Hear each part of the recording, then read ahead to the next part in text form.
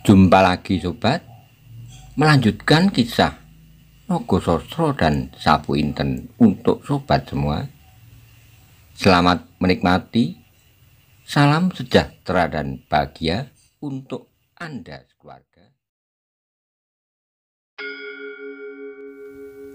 Pada episode sebelumnya dikisahkan, karena begitu marahnya Sorayudo terhadap Putut Karangtunggal, hingga menyebabkan tak terkendali emosi dari Sorayudo, mengerahkan segala kemampuannya untuk segera menundukkan Putut Karangtunggal. Bagaimana kisah selanjutnya?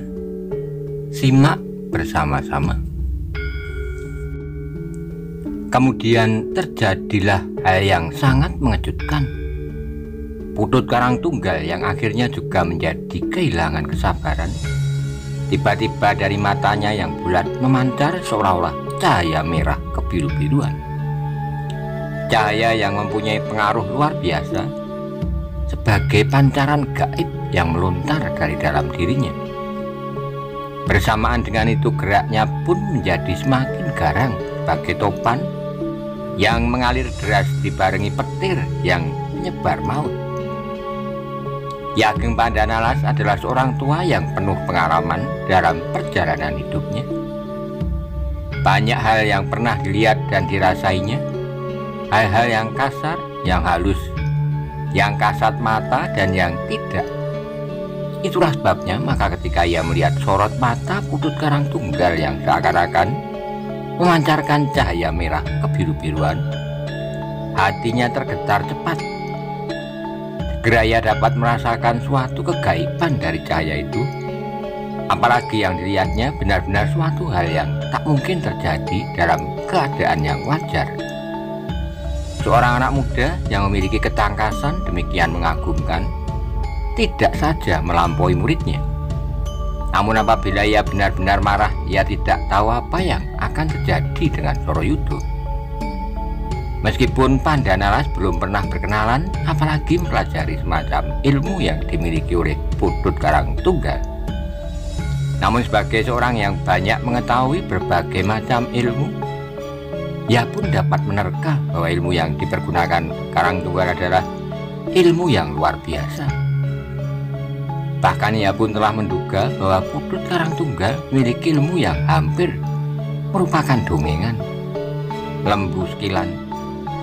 Sebab apapun yang dilakukan Sorayudo dan tampak benar-benar mengena, namun anak itu seolah-olah sama sekali tak merasakannya. Meskipun dalam beberapa kali apabila Sorayudo berhasil melontarkan serangan yang tajam dan sepenuh tenaga, tampak juga betapa Karangtunggal bertegang wajah, menerapkan ilmunya dengan sepenuh usaha. Dengan demikian Pandanalas dapat menduga bahwa ilmu Putut Karangtunggal itu masih belum sempurna. Tapi yang pernah didengarnya seperti yang pernah didengar oleh hampir semua tokoh-tokoh sakti yang mersudi olah Joyo Kawijayan Guno Kasantikan, bahwa lembu sekilan adalah salah satu ilmu yang pernah dimiliki Mahapatih Gajah Mada. Berdasarkan apa yang disaksikan itulah maka akhirnya Pandanalas merasa bahwa bagaimanapun hebatnya Sorayudo, namun ia tak akan berhasil menandingi anak muda yang perkasa dan luar biasa itu. Karena itu ia memutuskan untuk mencegah Sorayudo bertempur lebih lama lagi. Maka kemudian terdengarlah ia berkata nyaring, "Sorayudo, cukuplah." Maesa Jenar dan Kanigoro terkejut mendengar seruan itu, namun dalam hati mereka menaruh hormat kepada orang tua yang bijaksana itu. Kalau semula mereka menyangka bahwa apabila ada salah mengerti padanya, persoalan pasti akan berlarut-larut, tetapi ternyata Pandanalas telah berbuat suatu hal yang terpuji. Dengan demikian maka persoalannya akan dapat dibatasi.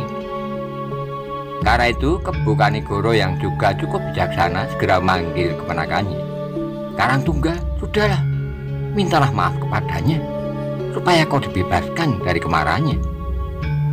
Putut Karangtunggal yang bagaimanapun akalnya, apalagi pada saat itu hatinya sedang dipenuhi oleh perasaan marah, namun benar-benar takut pada pamannya. Karena itu dengan sangat kecewa ia terpaksa memenuhi perintahnya. Dengan satu lontaran mundur yang jauh, ia melepaskan diri dari libatan lawannya. Tetapi tidaklah demikian halnya dengan Sorayuda. Hatinya telah diamuk oleh suatu perasaan yang tak dapat diurai lagi.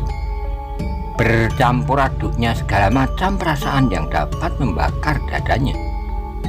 Marah, benci, dendam, dan segala macam. Sehingga dengan demikian meskipun ia mendengar suara gurunya, namun ia sama sekali tak menaruh perhatian. Sebagai seorang yang mempunyai kekuasaan yang cukup besar, ia sama sekali tidak mau namanya menjadi cacat, apalagi dalam perkelahian yang memerlukan segenap pemusatan pikiran dan kekuatan. Ia seolah-olah tidak dapat melihat keajaiban-keajaiban yang dipancarkan oleh lawannya. Meskipun dalam beberapa hal ia merasa heran juga kalau serangan-serangannya seolah tak pernah dapat menyentuh kulit lawannya, tetapi justru karena itulah ia menjadi semakin bernafsu, berjuang mati-matian.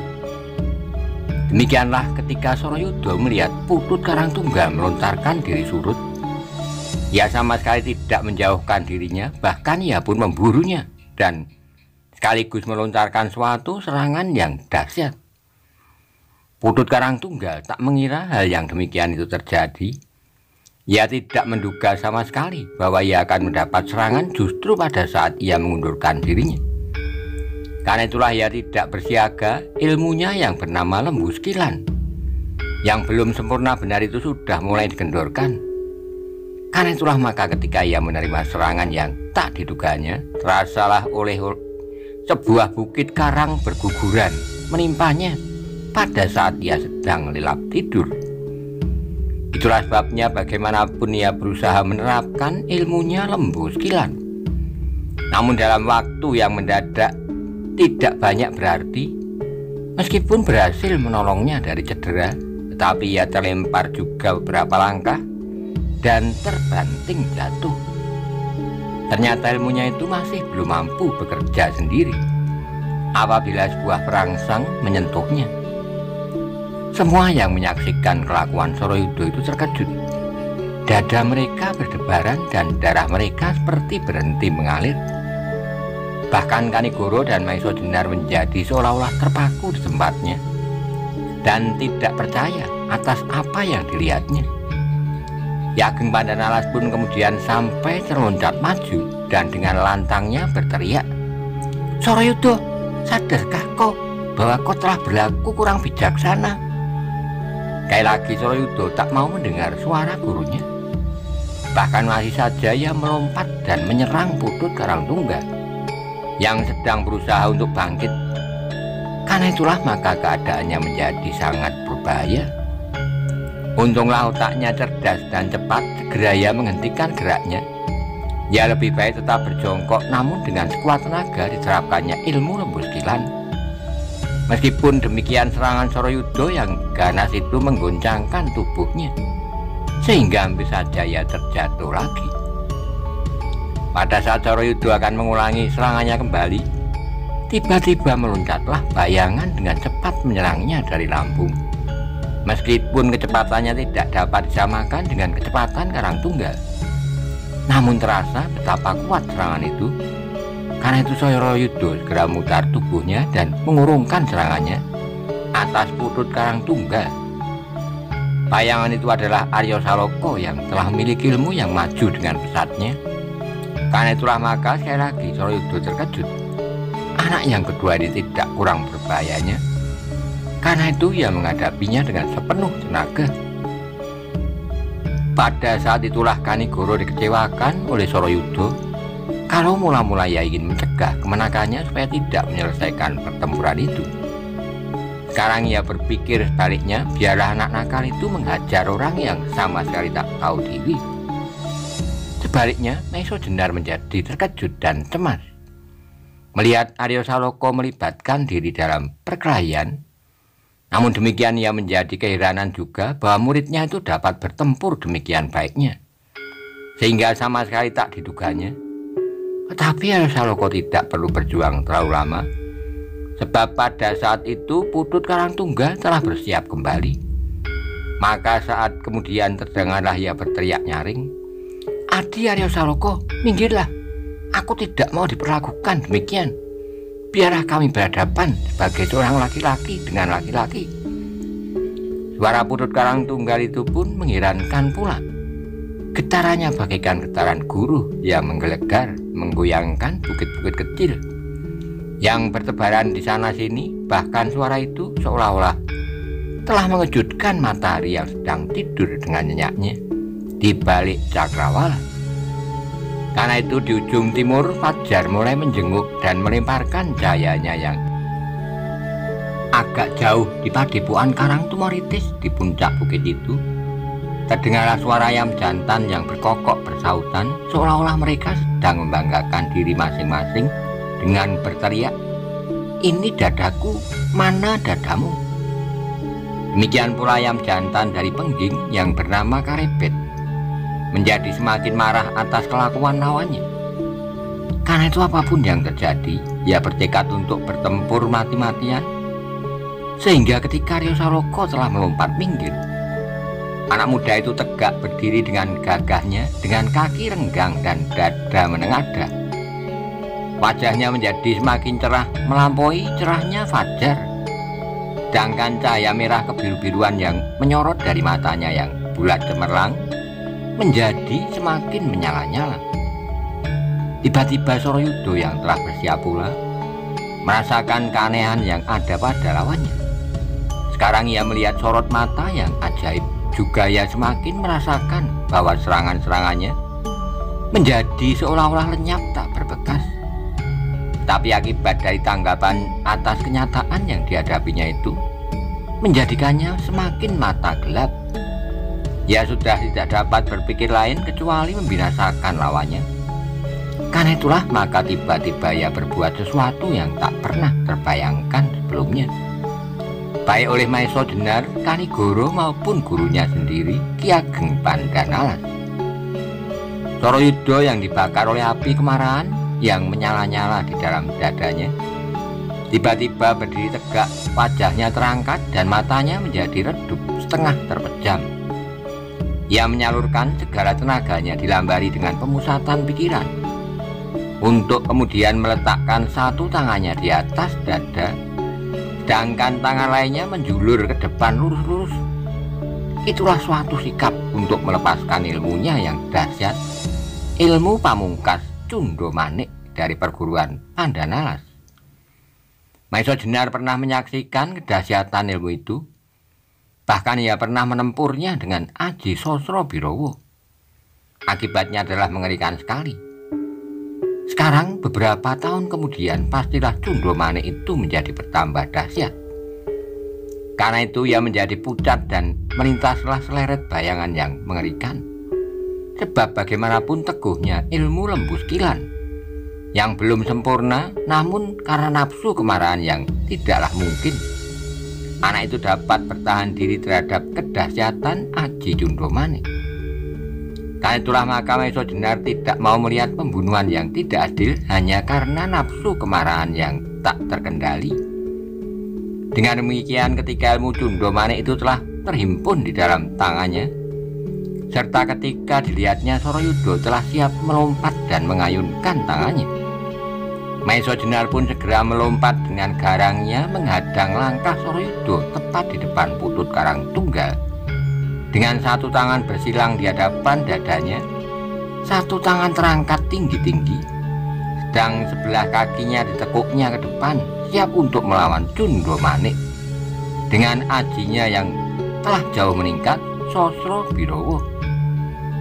Dalam pada itu bayangan lain pun telah melompat pula, dekat di sampingnya, juga berusaha berdiri di antara Sorayuda dan Putut Karangtunggal, bahkan agak lebih cepat sedikit darinya dengan sikap yang sama.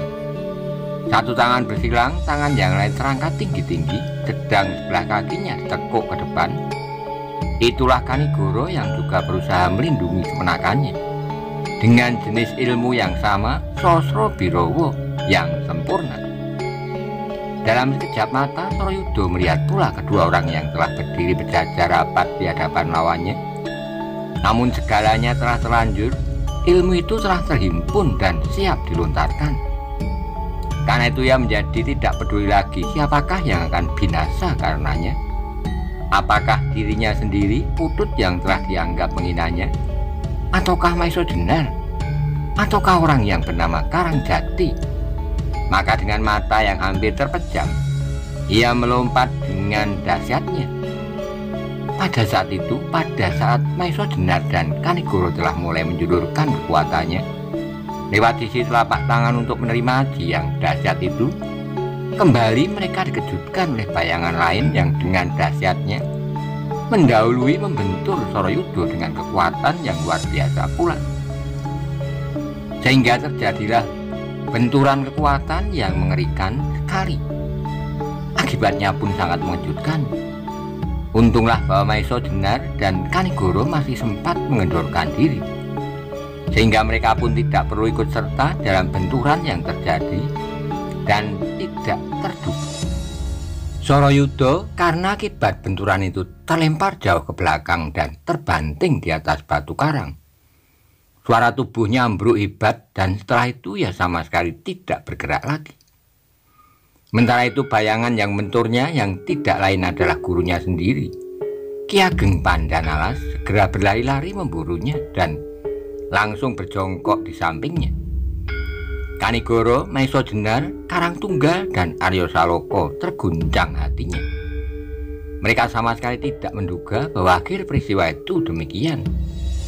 Benturan langsung antara murid dan gurunya dengan akibat yang tak diduga pula. Perlahan-lahan mereka berjalan mendekati Ki Ageng Pandanalas yang duduk tertunduk di samping muridnya. Wajahnya suram sesuram seorang ayah yang kehilangan anaknya tersayang. Bahkan dari mata orang tua itu membayang titik-titik air yang berkilat-kilat kena lemparan cahaya matahari pagi. Dari bibirnya yang bergetaran terdengar suaranya yang terputus-putus. Sorayuda, kenapa kau sampai kehilangan akal sehingga aku terpaksa mencegahmu? Aku pernah berharap kau menjadi sambungan yang kuat dari perguruanku. Sekarang wajah orang tua itu menjadi semakin suram. Matanya yang kemudian terangkat dan memandang pada Maiso Jenar, Kanigoro, Putut Karangtunggal, dan Arya Saloka yang telah berjongkok pula mengitari tubuh Sorayuda yang gilang-gilang bermandikan cahaya matahari. Angin pagi yang bertiup lambat seolah-olah ikut serta terbenam dalam duka yang mendalam. Mereka yang berada di tempat itu merasakan betapa hati orang tua itu terpecah-pecah. Murid utamanya yang dengan penuh harapan diasuhnya sekuat naga, kini terbaring di hadapannya justru karena tangannya sendiri.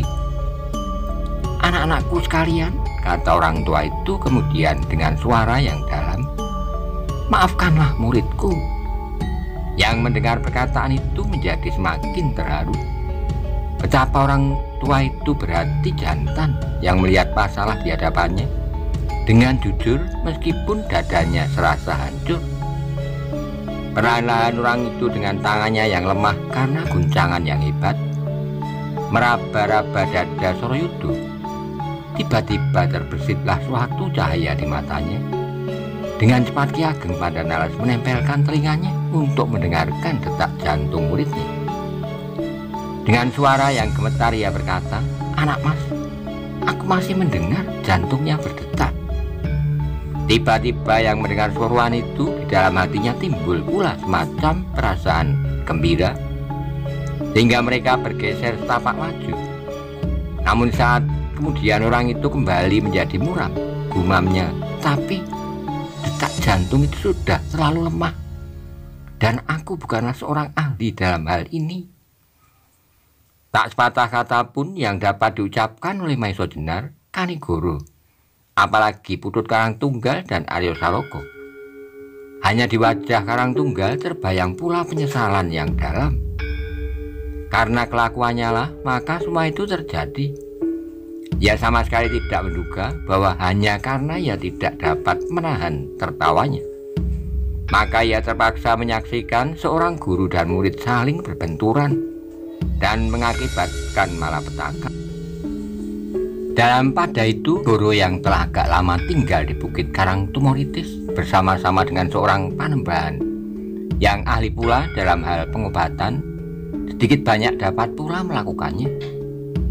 Maka dengan suara yang dalam ia mencoba meminta, "Ki Ageng Pandanalas, kalau memang masih ada detak di dalam dada Soroyudo, izinkanlah aku mencoba untuk memperlancar jalan darahnya."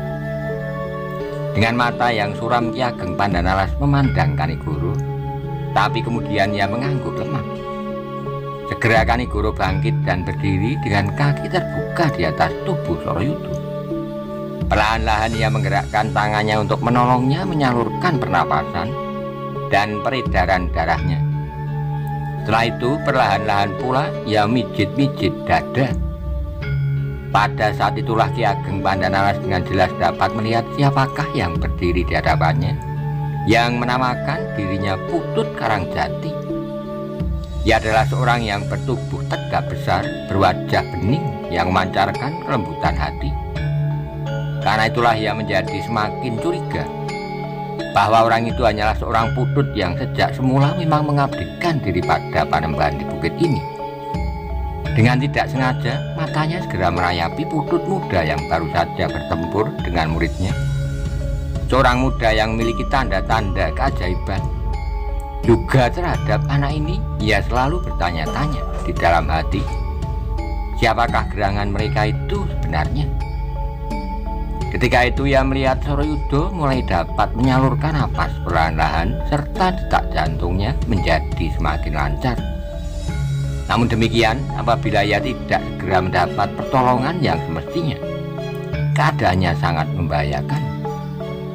Karena itulah maka Kanigoro berkata, "Ki Ageng Pandanalas, apabila Ki Ageng tidak berkeberatan, perkenankanlah aku membawa murid Ki Ageng ini menghadap Panembahan, supaya ia dapat disembuhkan dari keadaan yang sekarang ini."